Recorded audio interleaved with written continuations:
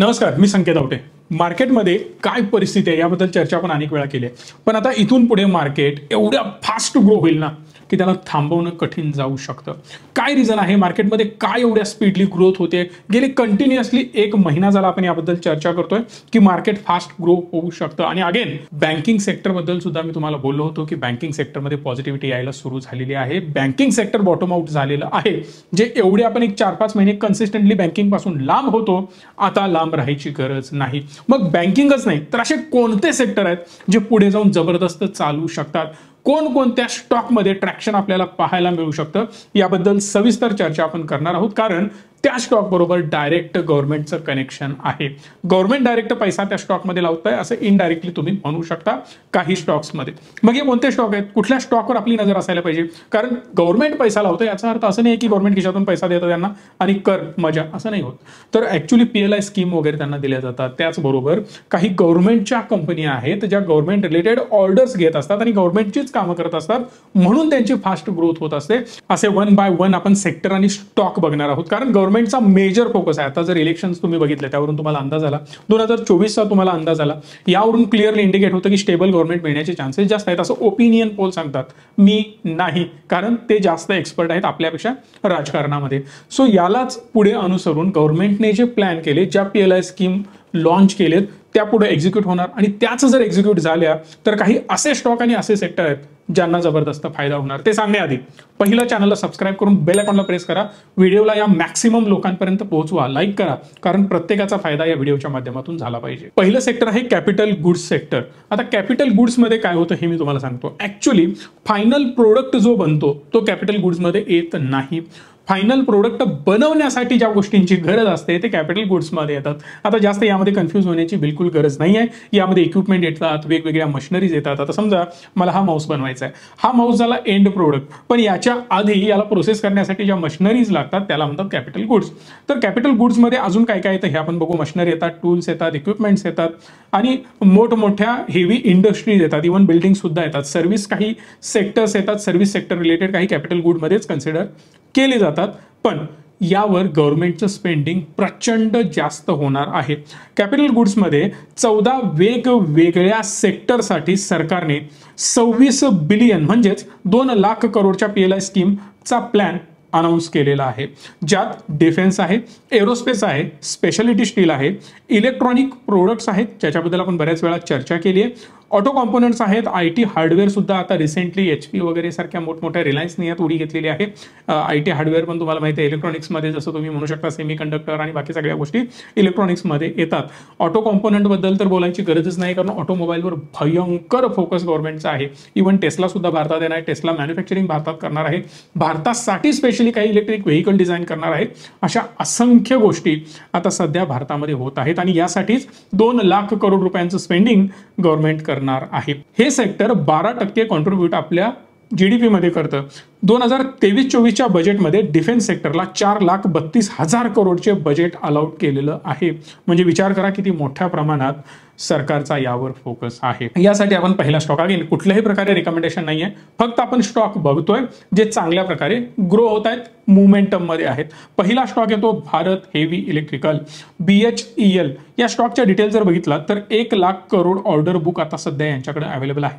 62,000 कोटीचं market cap यांचं जरी असलं तरी FIIs ची इन्व्हेस्टमेंट मात्र यात वाढते। 4.34 वरून 7.23% ही गेलेत आणि DIIs 15.99 वर पोहोचलेत, म्हणजे जवळपास 16% DIIs गेलेत। किती होते आधी तर 13.5% आसपास हे होते। पण एक इश्यू मात्र या स्टॉकमध्ये आहे, स्टॉकचा PE 872 आपल्याला पाहायला मिळतोय, पण सेल्स ग्रोथ 5 वर्षाची मायनसमध्ये आहे, 10 वर्षाची मायनसमध्ये आहे, 3 वर्षाची पॉझिटिव्ह मध्ये आहे। पण हेवी काम जर यांच्याकडे आला आणि आता अचानक मोठ्या ऑर्डर जर आल्या तर स्टॉकमध्ये अजून जास्त जंप पाहायला मिळू शकतो आणि ऑलरेडी स्टॉक खूप चांगला ग्रो होतोय। इंडस्ट्री फक्त 39च्या आसपास आहे, पण स्टॉकचा PE मात्र 850 क्रॉस करून पुढे गेलेला आहे। ती एक रिस्क यामध्ये दिसते। पुढचा स्टॉक आहे थर्मॅक्स। थर्मॅक्स बद्दल जेवढं बोलेल तेवढं कमी आहे, कारण स्टेबल कंपनी आहे, डबल डिजिट ग्रोथ त्यांनी 5 वर्षामध्ये 3 वर्षामध्ये दिलेली आहे। खूप चांगल्या प्रकारे हा स्टॉक पण ग्रो होतोय, स्टेबल स्टॉक आहे, स्टेबल कंपनी आहे आणि स्टेबल याचे रिझल्ट सुद्धा आपल्याला इन टर्म्स ऑफ इन्व्हेस्टमेंट आजपर्यंत मिळालेले आहेत। एनर्जी सोल्युशन, केमिकल सोल्युशन्स मध्ये ही कंपनी काम करते। प्रोडक्ट जर यांचे बघितले तर ते बॉयलर्स आहेत, हीटर्स आहेत आणि ॲब्झॉर्प्शन सिस्टम आणि हीट पंप्स सुद्धा ही कंपनी बनवते आणि थर्मॅक्स यासाठी फेमस आहे बरं का. बऱ्याच इंडस्ट्रियल लोकांना जर तुम्ही भेटून विचारलं तर त्यांच्याकडून तुम्हाला आयडिया येईल. वेल नोन आणि चांगलं नाव असणारी, मार्केटमध्ये चांगली इमेज असणारी ही कंपनी आहे असं थर्मॅक्सला मानलं जातं. याचा पीई रेशो 60 ला आहे. 32,000 कोटीची कंपनी आहे. मिडकॅपमध्ये आपण याला कन्सिडर करू शकतो, बट याचा इंडस्ट्री पीई 40च्या आसपास आहे. सो समजून जा 39 मगाशी जे मी बोललो होतो BHEL साठी तोच पीई रेशो येत आहे. पण कंपॅरेटिव्हली BHEL हा थोडासा आपल्याला स्वस्त पाहायला मिळतोय. पण BHEL शेवटी सरकारी माल असल्यामुळे ग्रोथ त्यामध्ये फास्ट दिसते. कारण मित्रों, सरकारी स्टॉक में ग्रोथ आएगी असं कोणीतरी म्हणूनच ठेवलंय, म्हणून या स्टॉकमध्ये सुद्धा चांगली ग्रोथ दिसत आहे. पुढचा तिसरा स्टॉक आहे सुझलॉन, जो भयंकर चर्चेमध्ये आहे. मुवमेंट चांगली दिसते, बट सुझलॉन 62,000 करोडची ऑर्डर बुक आता त्यांच्याकडे अवेलेबल आहे. ऑलमोस्ट डेट फ्री कंपनी आता ही बनत चालली आहे, त्याकडे वाटचाल यांची सुरू आहे. बऱ्या प्रमाणात डेट कमी केलाय. महत्वाची गोष्ट जी कंपनीची आहे ती गेल्या 5 वर्षाची सेल्स ग्रोथ -6% होती, पण गेल्या 3 वर्षामध्ये 26% पॉझिटिव्ह आलेत. म्हणजेच सेल्सवर भयंकर फोकस आहे आणि ज्यामुळे EPS ग्रो होऊ शकतो. EPS चांगला ग्रो झाला तर 145 जो आता पीई रेशो दिसतोय तो हळूहळू आपल्याला ड्रॉप होताना दिसेल, जरी याचा स्टॉकचा प्राइस वाढत असला तरी सुद्धा. कारण EPS वाढणं गरजेचं आहे आणि माझ्या मतानुसार कंपनीचं काम तरी यावर सुरू आहे. तुम्हाला या पर्टिक्युलर स्टॉक बद्दल काय वाटतं मला कमेंट बॉक्समध्ये सांगू शकता. पुढचं सेक्टर आपण निवडलंय रेल्वे सेक्टर. रेल्वेवर भयंकर स्पेंडिंग गव्हर्नमेंट करत आहे आणि भयंकर बुलिश गव्हर्नमेंट रेल्वे सेक्टरवर आहे. इन शॉर्ट, सोप्या भाषेत जर तुम्हाला सांगायचं झालं तर भारतामध्ये पोल्युशन कमी करायचं असेल तर सिम्पली रेल्वेची कनेक्टिव्हिटी वाढवायला लागेल. रेल्वेची कनेक्टिव्हिटी खूप चांगली वाढू शकते. आता जर तुम्ही मुंबईसारख्या ठिकाणी बघितलात ना तर प्रचंड गर्दी आहे. रेल्वेमध्ये अशी तुडवून माणसं भरली जातात. एवढी वाईट अवस्था मुंबईमध्ये आपल्याला पाहायला मिळते. मग अशा केसमध्ये जर तुमच्याकडे कस्टमर आहे, जर तुम्हाला सेल्स ग्रोथ दिसते, तर अशा ठिकाणी अजून जास्त एक्सपान्शन करायला काहीच हरकत नाहीये. म्हणून मल्टी ट्रॅक बनवणं, अजून नवीन ट्रॅक ऍड करणं, नवीन ठिकाणी रेल्वेला पोहोचवणं, एक्झिस्टिंग ठिकाणी इन्फ्रास्ट्रक्चर अजून चांगलं डेव्हलप करणं, या सगळ्या गोष्टी आता रेल्वे करणार आहे.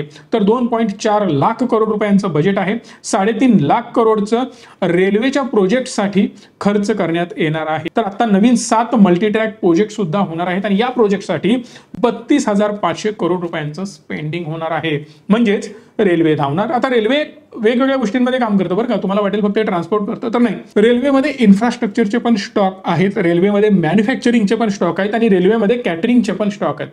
आता IRCTC जर बघितला तुम्ही तर तो कॅटरिंगचं काम करतो. इन्फ्रास्ट्रक्चरचे काय आणि मॅन्युफॅक्चरिंगचे काय आता 1 बाय 1 आपण बघणार आहोत.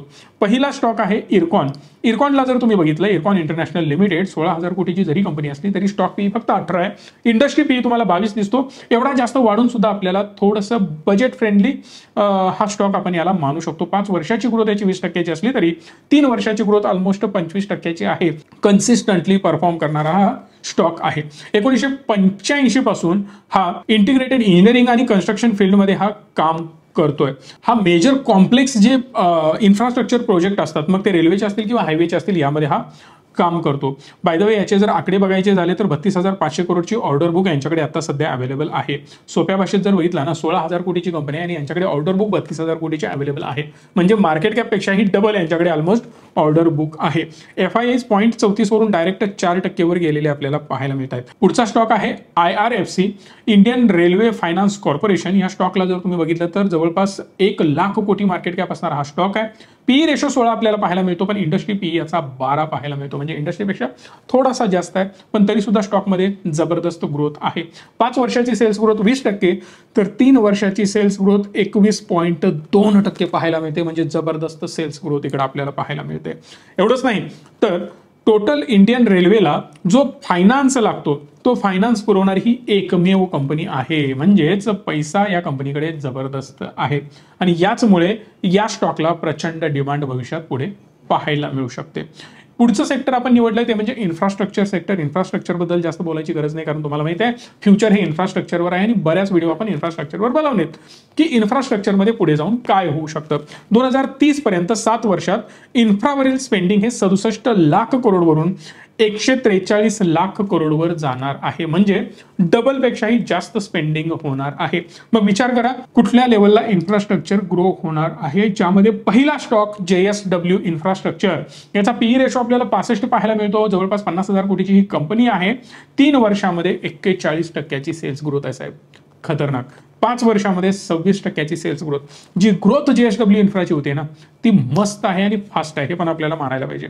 त्यामुळे स्टॉकमध्ये पण आपल्याला फास्ट ग्रोथ पाहायला मिळते. यानंतरचा पुढचा स्टॉक आहे तो L&T. तर तुम्हाला माहितीच आहे इन्फ्रास्ट्रक्चरमध्ये बाप स्टॉक आहे हा आणि बाप कंपनी आहे, ज्यामुळे स्टॉक सुद्धा भयंकर वाढताना आपल्याला पाहायला मिळतोय. म्हणूनच जर L&T वर तुम्ही फोकस केला तर त्यांनी बायबॅक पण केलेला होता आणि खूप चांगल्या प्रकारे आता कंपनी डिव्हिडंडवर काम करते, नवीन प्रोजेक्टवर काम करते, अग्रेसिव्ह एक्सपान्शनवर काम करते. परिणामी L&Tचा स्टॉक रॉकेट झालेला आपल्याला पाहायला मिळतो. एक महत्त्वाचा सरप्राईज मी तुम्हाला देणारच होतो. यामध्ये तुम्हाला सांगायचंच होतं मला की कुठले कुठले स्टॉक अजून चांगले ग्रो होऊ शकतात. पण त्याआधी कोल्हापूरमध्ये आमची एक ऑफलाईन बॅच होते 9 आणि 10 तारखेला, ती तुम्ही जॉईन करावी अशी माझी अपेक्षा आहे.